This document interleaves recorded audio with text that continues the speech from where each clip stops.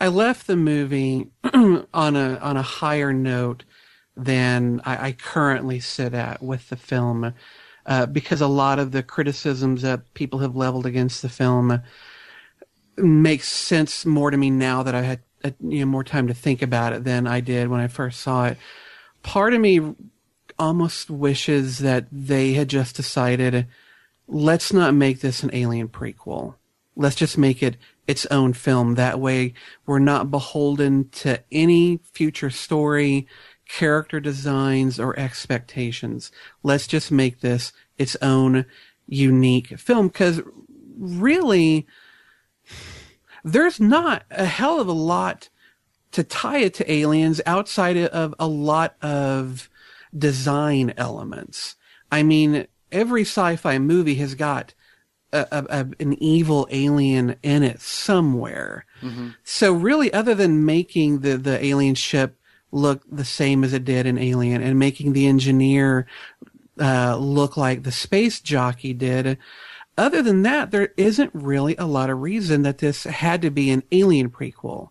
And I think that if they had maybe stepped away from Alien, made it its own thing, freeing it from some of that might have gotten rid of not only some expectation, but would have also allowed them to make even more changes to the story that might have made it stronger. So there's that one thought.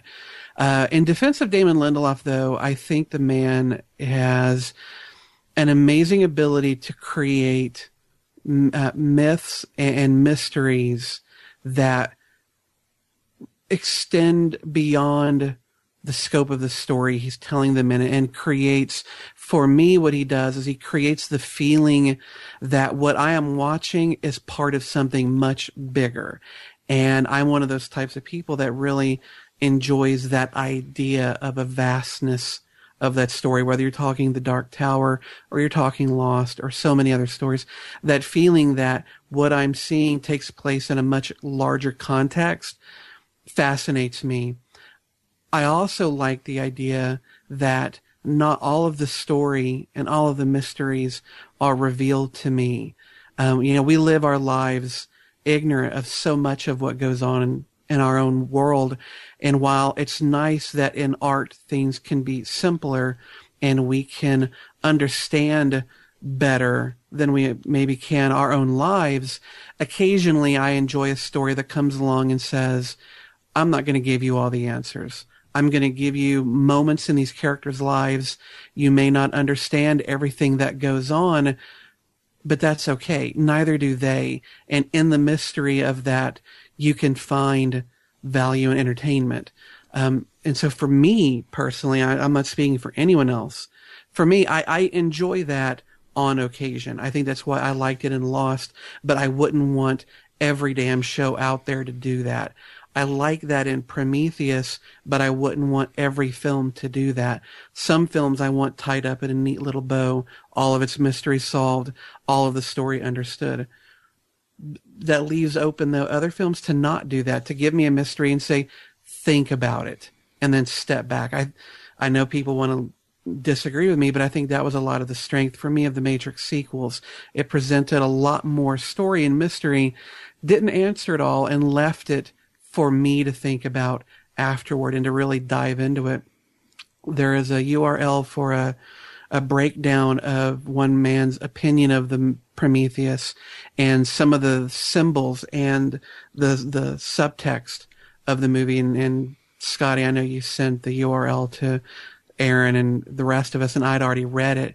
I think it might be interesting if we include that link on this review on the website. Yeah, I can put it in the show notes. Sure. Because it talks a lot about the deeper aspects of some of the story's symbols and some of the story's names, and a lot of things that they just barely hint at in the film. If you go elsewhere and look into it, there's a lot there to chew on.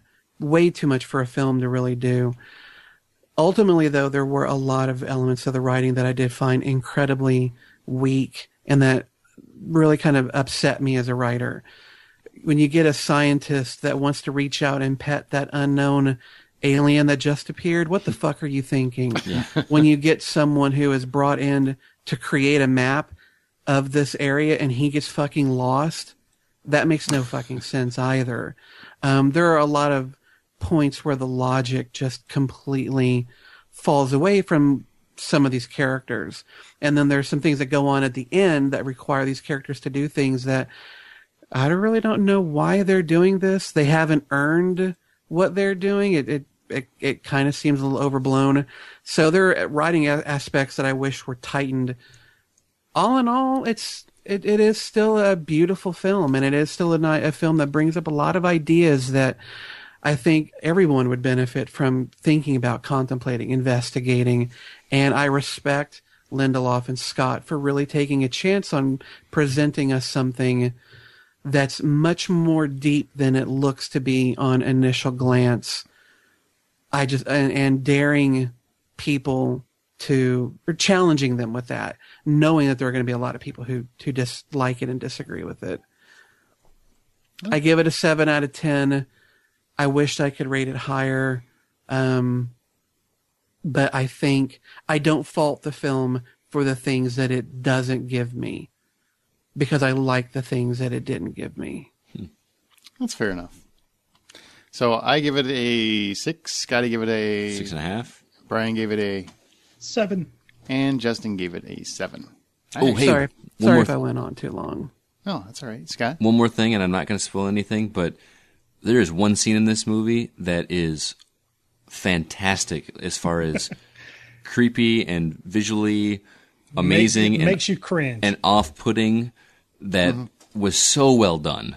And that alone almost gets an extra point for me, because that was seriously a fantastic scene. I was at the edge of my seat, cringing, wondering what was going to happen, and it was amazing. Just think of a doctor exam. That'll tell you which scene it is. Yeah. Fair enough. Okay, well, that is Prometheus. So if you guys want your tidbits, because apparently this is all the scuttle on the internet, feel free to email us at feedback@thehollywoodoutsiders.com with your thoughts.